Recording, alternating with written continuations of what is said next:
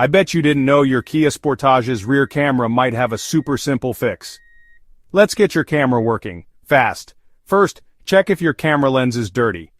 Sometimes dust or water can block the view. Give it a quick wipe with a clean, soft cloth. Next, restart your car. A simple reset can fix little glitches in the system. Still not working? Put your car in reverse and look at the screen. If it's black or blurry, check if anything is blocking the rear camera, like a bike rack or dirt. No luck?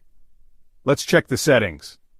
On your dashboard screen, go to Settings, then Camera. Make sure the camera is turned on.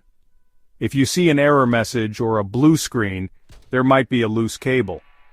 You can open the trunk and gently check the camera's wires. Just make sure your car is off first.